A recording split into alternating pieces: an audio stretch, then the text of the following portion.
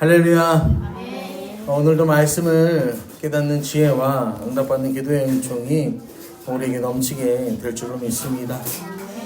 여러분, 오늘은 우리가 이사야서 43장 1절로 3절을 본문으로 해서 나의 하나님, 나의 구원자라는 제목으로 우리가 함께 말씀을 나누며 은혜 받는 시간 되기를 소망합니다. 오늘 말씀은 이렇게 시작해요. 야곱아, 너를 창조하신 여호와께서 지금 말씀하시느니라. 여러분, 우리 하나님은 어떤 분이시냐면요, 우리에게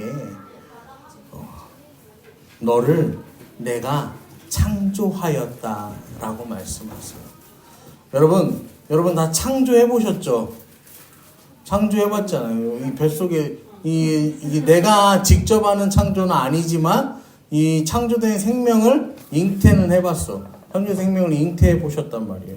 자, 여러분, 창조된 생명을 잉태하는데 정말 놀라운 게, 제가 신문 기사를 보니까 이 엄마가 임신 거부증, 이제 이런 게 있대요. 그래서 본인이 스스로 임신했는지 자각을 못 하는 거예요. 본인이 스스로 임신했는지 자각을 못 하고, 그 다음에 내가 임신했을 리가 없어. 이제 그렇게 이제 또 나는 절대 임신 안 해. 막 이런 마음으로 살잖아요. 그러면은 임신을 했는데 월경을 한대요. 임신했는데 월경을 하고, 임신을 했는데 이 안에 태아가요, 숨어 들어간대. 엄마 이 뱃속으로 숨어 들어간대요. 그래서 티도 안 낸대. 거기다가 어떤 아이들은 이 역배아, 근데 그렇게 해서 이게 일자로 서서 그렇게 엄마 뱃속에 있는데, 그러니까 티가 안 나는 거야. 겉으로도 티가 안 나는 거야. 그런 경우가 있다라고 제가 신문 기사에서 봤어요. 여러분, 참 그거를 보면서요, 생명을 거부하는 그 사람도 사람이지만, 그걸 또 그 안에 태아는 어떻게 하는 거예요? 숨어서 그렇게 지낸다는 그 기사를 보고 참 또 가슴이 아프더라고요. 어떤 생명들은 정말로 막 온 집안이, 온 사람이 기대하고 소망해서 막 바라다가 태어나. 그래서 온 축복을 받아. 근데 어떤 생명은요, 어떻게 태어나는 거예요? 아무도 환영하지 않는, 아무도 바라지 않는 상황 속에서 그렇게 태어나고요, 축복받지 못하고 심하면 또 버려지고 학대당하고. 또 뉴스 보니까 세상에 몇 살짜리 애였죠?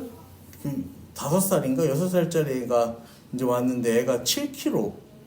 그러니까 이 애가 말을 안 듣는다고, 원래 이렇게 통통하고 이렇게 예뻤던 애인데 한 달 동안 이 하루에 분유탄 물을 줬대. 한 끼.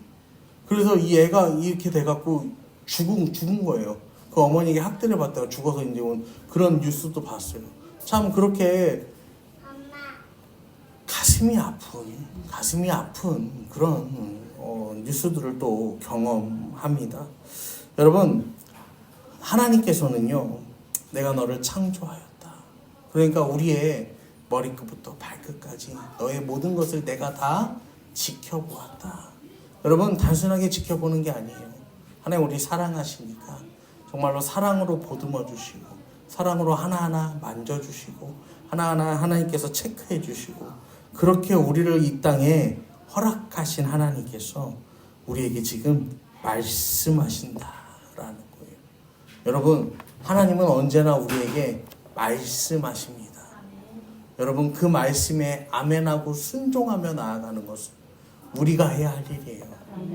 여러분, 하나님께서요, 이렇게 말씀하세요. 너는 두려워하지 말아라. 내가 너를 구속하였고 내가 너를 지명하여 불렀나니 너는 내 것이다 라고 하나님 말씀합니다. 너는 두려워하지 말아라. 여러분, 사람들이요, 두려우니까요, 하나님께서요, 우리에게 두려워하지 말라는 거예요. 내가 너를 구속하였다. 내가 너를 또 뭐 했대요? 지명하여 불렀다. 너는 내 것이다 라고 하나님께서 말씀하세요. 여러분, 고린도전서 16장에서는요, 바울이요, 이렇게 말합니다. 너희 몸은 너희가 하나님께로부터 받은 바 너희 가운데 계신 성령의 전인 줄 알지 못하느냐. 너희는 너희 자신의 것이 아니다. 값으로 산 것이 되었으니 그런즉 너희 몸으로 하나님께 영광을 돌리라. 하나님께서 우리를요 뭘로 사셨대요? 값으로 사셨다라는 거예요. 무슨 값으로 사셨어요? 피값으로 사신 거예요. 피값으로. 예수 그리스도가 흘린 그 피값으로 여러분을 사셨다라는 것입니다. 그래서 너는 내 피값으로 지음받은 존재니까 어떻게 살아라는 거예요? 하나님께서 두려워하지 말아라. 내가 너를 지켜주겠다. 내가 너와 함께 하겠다라고 말씀하세요. 여러분, 우리가 휴대폰을 사잖아요. 그러면은 여러분 휴대폰에 이 케이스를 끼웁니까? 안 끼웁니까? 예, 뭐 안 끼우는 분들도 덜어 있어요. 근데 대부분의 사람들은 어때요? 끼우고 살아요. 왜 끼워요? 휴대폰이 깨질까봐, 보호할까봐. 그래서 이게 이제 여기 모서리, 양 네 모서리가 뭐가 달린 거? 범퍼가 달린 거. 그런 케이스를 보통 사람들이 많이 선호하죠. 그 다음에 요새는 이 카메라도 잘 깨지니까 어떻게 합니까? 카메라 보호하는 스티커도 사람들이 붙이죠. 그 다음에 액정도 어때요? 액정도 잘 깨지니까 액정을 보호하는 스티커를 붙여. 여러분, 근데 재밌는 거는 사람들이요, 자기들이 원하는 케이스가 다 취향이 달라. 어떤 사람들은 이 실리콘 케이스로 이렇게 보호되는 거를 쓰기도 하고, 또 어떤 사람들은 이게 지갑 마냥 이렇게 돼요. 핸드폰이 두툼해져도 상관없는 거야. 그 다음에 어떤 사람들은 여기다가 손잡이를 달아 쓰기도 하고, 아니면은 뭐 저처럼 이렇게 그립톡을 달아 쓰기도 하고, 아무것도 안 가지고 쓰기도 해요. 그 다음에 여기다가 저는 이게 강화 유리 필름을 붙여요. 근데 어떤 사람들은 뭐 지문 방지, 그래서 빛 반사 이런 거, 옆에서 안 보이는 거, 뭐 그런 거를 하기도 하고, 각자가 자기가 원하는 이 보호하는 방식이 다 다르다라는 거예요. 그런데 이 방식은 다르지만 뭐는 그 의미는 똑같아. 뭐예요? 내 것을 내가 지키기 위해서. 왜 지킵니까? 이게 뭐 하니까요? 소중하니까.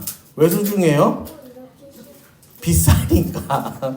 비싸니까. 그래서 소중한 거야. 그래서 이게 부서지면은 가슴이 아프니까, 안타까우니까 그렇게 쓰는 거예요. 여러분, 그런데요, 우리가요 다 그런 마음을 가지고 이걸 지켜나가잖아요. 근데 중요한 거는요, 하나님께서는요 우리를 어떻게 지키실까요? 하나님께서 우리를요 지켜주신다는 거예요. 넘어져서 깨질까봐 우리 인생에 뭐 하는 거야? 범퍼를 다 달아주는 거야.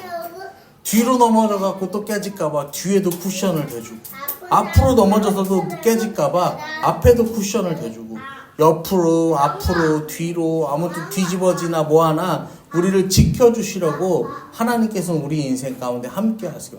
내가 너를 지켜주겠다. 내가 너를 구속하였다. 내가 너를 지명하여 불렀다. 너는 내 것이다 라고요 하나님께서 말씀하고 계십니다. 여러분, 우리는요 절대로 혼자 버려진 인생이 아니에요. 힘들고 어려운데 하나님 나와 함께 하시지 않는 것 같은데, 하나님 보이지 않는데, 여러분 아닙니다. 하나님은요 여러분과 함께 하신다라는 사실을 여러분 믿으시기를 바랍니다.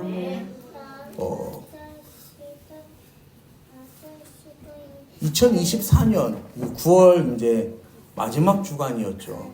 이 9월 30일 사진인데, 이거는 예슬이가 이 충남대병원 소아병동에 입원했을 때 사진입니다. 이전에도 며칠 동안 다른 소아병원에 입원해 있었는데 전혀 이 차도가 없어서 저기 하는 가운데 이제 찾아보고, 또 그렇게 해서 아무래도 다른 질병인 것 같다. 그래서 이 소견서를 또 막 그렇게 막 써달라고 해서 다른 병원으로 전원을 알아봐서 이제 충남대병원으로 전원을 갔었어요.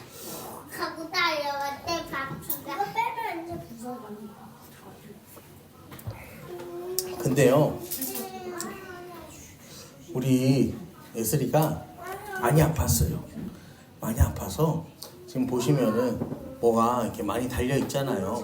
그래서 이 어린아이가 많이 달려 있고, 다리에도 이 다리를 올리고 있잖아요. 왜냐면은 혈압이 계속 떨어졌어요.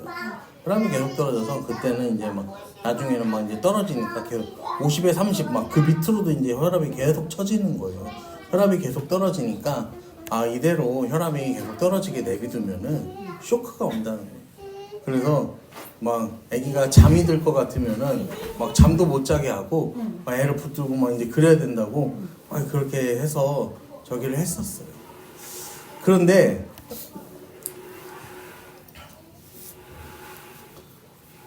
그래서 이때 우리 사모님이 굉장히 많이 울었죠. 병원에서 같이 지내면서.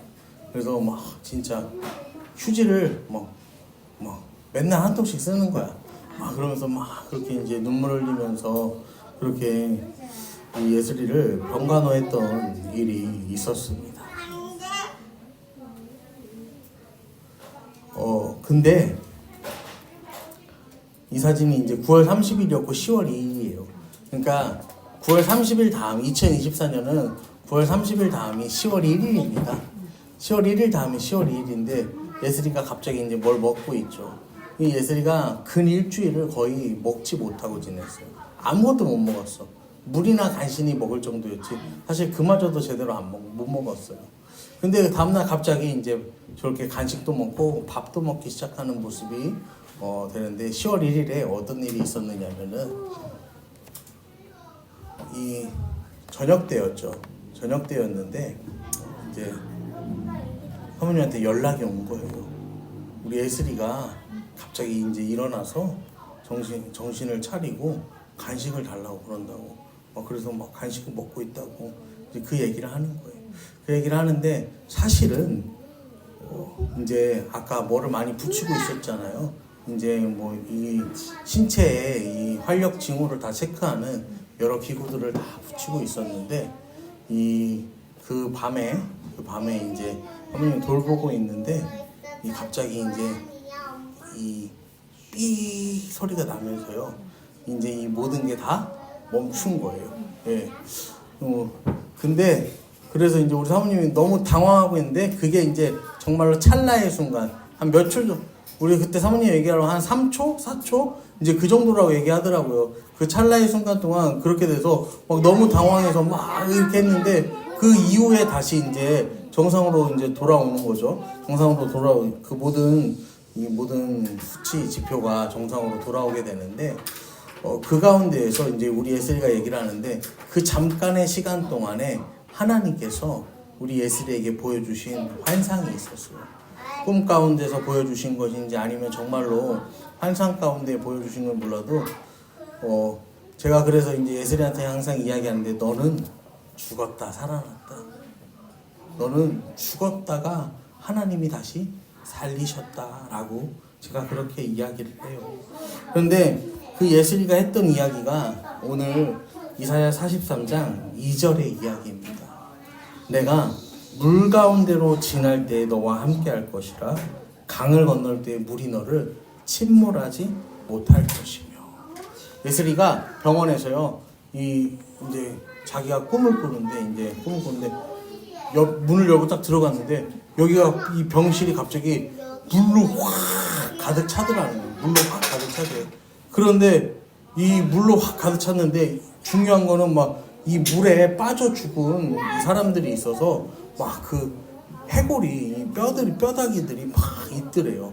근데 이게 물이 차니까 자기가 그래서 우리 예슬이가 이제 말하기를 자기가 드는 생각이 내가 수영을 배웠으니까 수영을 해서 나가야겠다. 그래갖고 거기서 막 수영을 했대. 수영을 해서 이 병실의 문을 열고 탁 나갔대요. 문 앞까지 가서 문을 열었대. 문을 열고 탁 나갔다는 거예요. 그래서 깜짝 놀래갖고 이제 그렇게 문을 열고 딱 나갔는데 그랬더니 이번에는 내가 불 가운데로 지날 때에도 타지 아니할 것이요 불꽃이 너를 사르지도 못하리니. 이 불이 났는데 전기가요 전기 코드에서부터 불이 나는데 불이 막 타닥타닥 하고 나더니 불길이 막 확 이르는 방에요 자기가 갇혔대 또. 근데 자기가 나가야지 하면서 막 하는데 나갈 수가 없는데 그러다가 막 이제 설명을 잘 못해. 이제 그때는 어렸으니까 지금도 어리지만 3학년이었으니까 그러다가 이제 자기가 문을 열고 나갔대요. 그래서 이 얘기를 제가 전에 듣고 하나님 이 말씀이 떠오르는 거예요. 내가 물 가운데로 다닐지라도 불 가운데 있을지라도 내가 너를 지키겠다. 내가 너와 함께 하겠다. 내가 이 불꽃이 너를 사르지 못하고 물이 너를 침몰하지 못할 것이다. 이 약속의 말씀이요, 제가 들려왔어요. 여러분, 하나님께서 이 죽었던 생명을 다시 살려주셨어요. 저희는 그렇게 고백해요. 이 죽었는데 하나님이 다시 살리셨다. 왜냐하면은 그때, 지금이야 우리가 이렇게 얘기할 수 있지만 그때는요 진짜 사실 아무도 희망이 없었어요. 뭐 우리 사모님은 아니라고 말하지만 저는 막 걱정이 진짜 많았어요. 저는 걱정이 진짜 많은데요, 저는 그래도 여러분 기도할 때 약은 안 먹거든요. 예배 드릴 때도 약은 안 먹거든. 오늘 우리 사모님 대표 기도하려고 약 먹었어요. 안정액을 먹고 왔어. 안정액, 우황청심환 같은 안정액. 그래서 약국에 가서 청심환을 달라고 했는데 안정액을 줘서 이제 안정액을 받아왔다고 하는데, 대표 기도하려고 안정액 먹었어요. 1시간 전에 먹었어요. 여러분 대표 기도하실 때 약 안 먹잖아요. 그것만 해도 여러분은 충분히 담대하신 거야. 그러니까 앞으로 나는 부담스러워서 기도 못하겠으면 뭐 하고 오면 되는 거예요? 약 드시고 오세요. 여러분 우리 사모님이 본을 보여줬어. 안 되면은 약이라도 먹고 해라. 본을 보여줬는데, 여러분 우리 사모님이 그렇게요, 이 멘탈이 굉장히 좋아요. 멘탈이 굉장히 좋은데 이 멘탈이 다 무너지는 그 상황을 경험한 거예요. 저는 별 생각을 다 했어요, 진짜. 왜냐면은 그 누구도요 희망적인 말을 해주지 않아. 1차 치료가 있고 2차 치료가 있고 3차 치료가 있는데, 보통은 1차 치료하면 낫는데 1차를 했는데 안 낫는 거예요. 2차 치료를 들어가야 돼요. 근데 2차 치료도 어땠냐면 2차 치료도 그렇게 차도가 없었어요. 근데 3차까지는 보통 치료를 안 하는데 그런 상황이니까 너무너무 마음이 힘든 거예요. 제가 가슴이 아픈 거예요. 그런데요, 그렇게 3일이 지나고 이제는 밖으로 돌아다녀도 될 정도로 예슬이가 건강해졌어요. 그래서 이렇게 돌아다니면서 이제 제가 병문안하고 집에 가는데 저랑 이제 인사하는 거죠. 예슬이가 이제 이렇게 나와서 바람도 쐬고 이런 시간들을 보냈습니다. 여러분, 제가 이렇게 오늘 말씀 가운데 이런 은혜를 나눌 수 있는 것은 지난 목요일에 예슬이가 이제 또 정기 검진이 있어서 충남대병원을 다녀왔어요. 근데 이제 교수님께서 이제 예슬이는 더 이상 병원에 오지 않아도 된다라고 그렇게 말씀을 하셨어요. 왜냐하면 이 예슬이가 걸렸던 병이 가와사키라는 병입니다. 가와사키라는 병이 뭐냐면은 심장에서 나가는 동맥을요 느슨하게 만드는 병이에요. 여러분, 동맥이 느슨해지면 어떻게 될까요? 펌핑이 제대로 안 되는 거예요. 나가는 거나 들어가는 거나 심장이 제대로 일을 하지 못하는 거예요. 그래서 흔히 이제 이야기하는 동맥경화도 동맥경화지만 그거보다 더 심한 이제 상태로 그렇게 심장이 제 일을 하지 못해서 결국에는 그렇게 죽게 되는 병이죠. 근데 이 예우가 상당히 안 좋은 축에 속했어요. 안 좋은 축에 속해서 보니까 보통 다른 애들이 이런 거 걸리면은 1차 치료만 받으면 나서요. 뭐 저절로 낫는 애들도 있고, 그 다음에 뭐 이런 것도 이제 정기적으로 추적 관찰하는 것도 사실 뭐 조금 심하면 하고 뭐 그랬거든요. 그래서 이제 처음에는 그랬어요. 처음에는 이 추적 관찰을 이 성인이 될 때까지 해야 될 것 같다고 그런 얘기를 들었어요. 그 정도로 이제 상태가 안 좋았던 거죠. 그래서 실제로도 이 동맥이 이렇게 몇 미리 정도 늘어져 있었어요. 실제로 동맥이 몇 미리 정도 늘어져 있어서 제가 농담 삼아서 예슬이한테 그런 얘기도 했죠. 예슬아, 너는 우리 예수님 얼굴도 이쁘고 우리 예수님 비련의 여주인공 하면 된다고. 내가 왜 비련의 여주인공이야? 심장병 결린 여주인공 하면 돼. 제가 그렇게 이제 농담으로 얘기했었거든요. 근데 이제 그런 농담도 써먹질 못해. 다 나서 이제 완치가 됐으니까. 그래서 그랬는데 작년에도 이제 검진을 받는데 작년에도 검진 받을 때 그때도 굉장히 좋아졌다. 이제 그래서 그때도 이제 그런 얘기 했었죠. 이제 앞으로는 뭐 1년에 한 번씩 안 봐도 될 것 같고 몇 년에 한 번 봐도 되겠다. 이제 뭐 그런 얘기도 제가 들었어요. 그러고서 이번에 이제 가서 했는데 정말로 이제는 그래서 가서 다 했어요. 막 동맥경화 검사도 하고 뭐 별의별 검사를 다 해요. 그렇게 했는데 이제는 오지 않아도 된다라는 그런 판정을 받게 되었습니다. 여러분, 하나님께서 우리한테 말씀하시는 거예요. 불 가운데로, 물 가운데로 지날 때, 여러분, 여기에 하나님의 은혜가 있습니다. 고통은요, 머무는 것이 아닙니다. 고통은요, 우리가요, 계속해서 이 고통 가운데 빠져서요, 여기서요, 벗어나지 못하는 게 아니에요.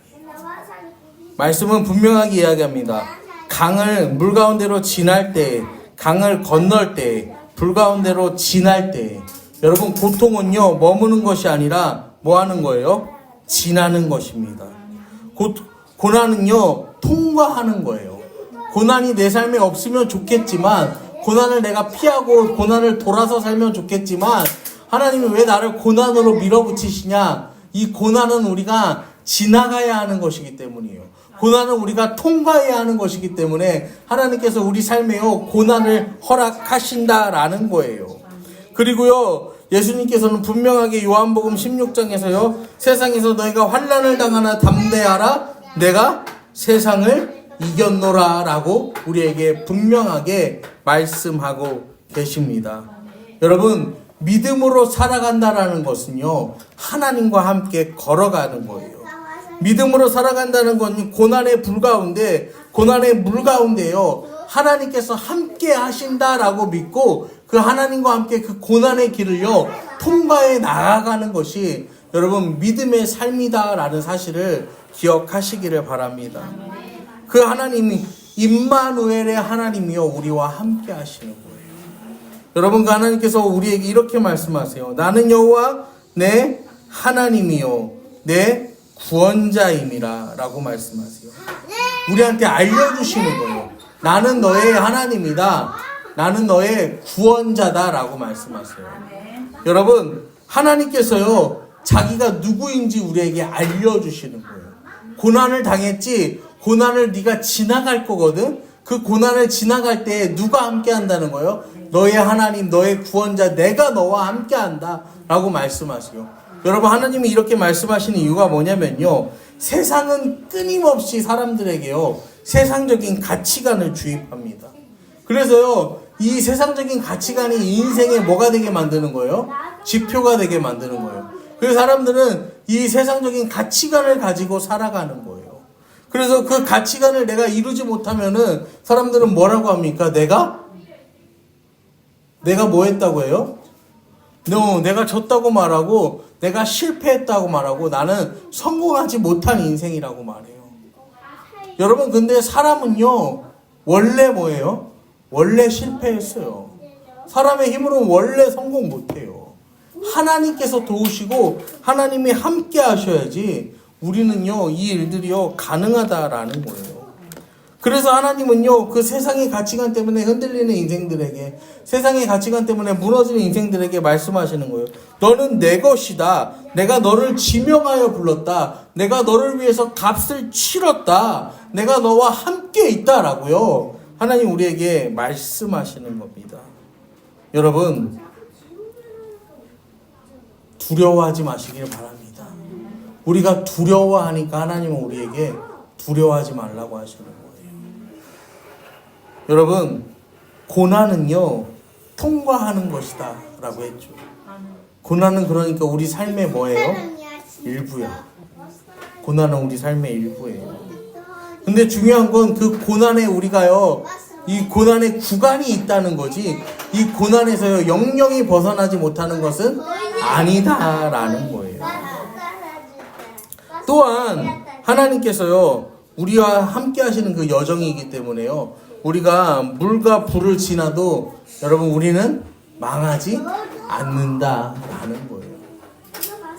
제가 이제 이렇게 SNS를 보다 보니까 어떤 사람 이제 또 그런 일이 있어요. 이 LA에서 LA 공항인데 막 이렇게 한국 사람인데 막 그 공항 앞을 막 이렇게 경찰도 아닌데 막 이렇게 막 통제를 하더라고.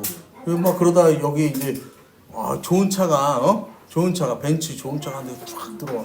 여기서 누가 내리는데 그 순복음교회 목사님이 내리더라고. 여의도 순복음교회 목사님 내리는.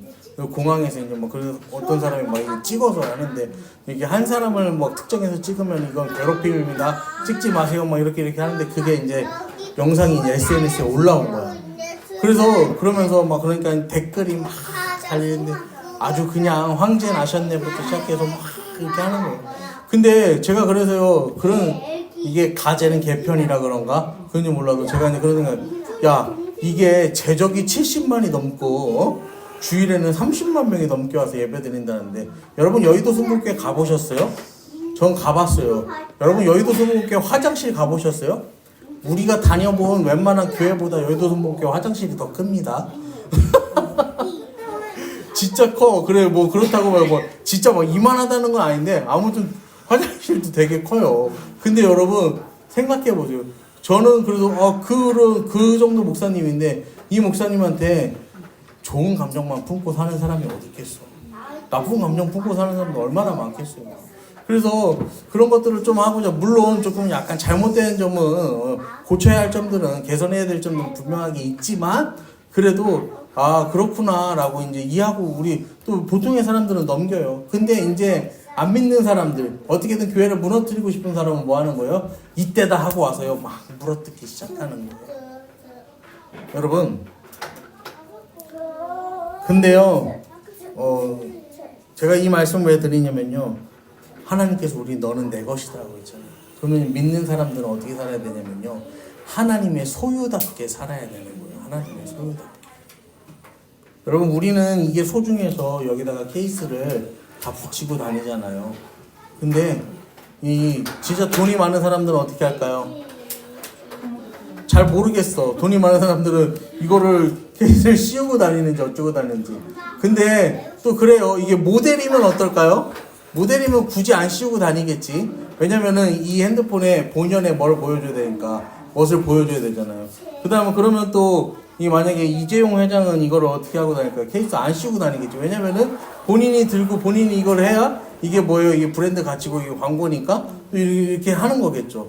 근데 생각해보면은 또 그래서 막 그런 거 보면 어떤 사람들한테는 우리는 2만원짜리 치킨을 하나 먹으려면 뭐 얼만데 계산하는 거야. 그래서 연봉을 계산해서 누구한테는 이 치킨이 170원이래. 우리가 170원을 쓰는 거랑 똑같은 그런 경제 개념이 되는 거예요. 어떤 사람한테는 이 휴대폰 하나를 사는 게 1,700원이래.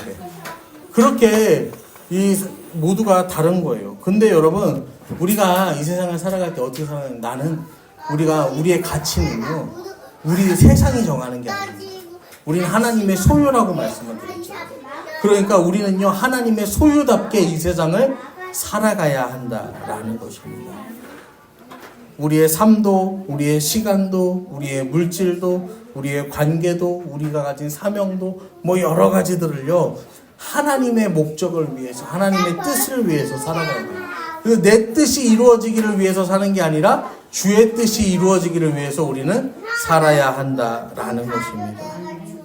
사랑하는 성도 여러분 오늘도 여러분의 이름을 다 아시고 여러분의 이름을 다 부르시고 여러분의 모든 것을 아시는 그 하나님께서요 내가 물 가운데를 지나든지 불 가운데를 통과하든지 내가 너와 함께한다.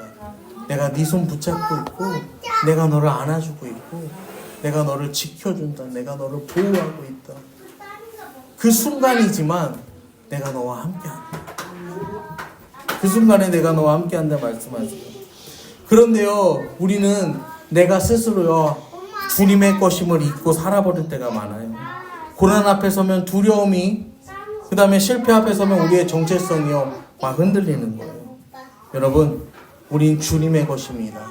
주님이 여러분 지으셨고요. 주님이 여러분 지명하여 부르셨어요. 그래서 여러분이 물 가운데 다닐지라도 불 가운데 있을지라도요, 주님은 여러분과 함께 하십니다. 여러분, 이 믿음으로 살고 여러분의 삶을 통하여 주님의 영광을 드러내는 인생 되는 저와 여러분 되기를 간절히 이 시간 축원합니다.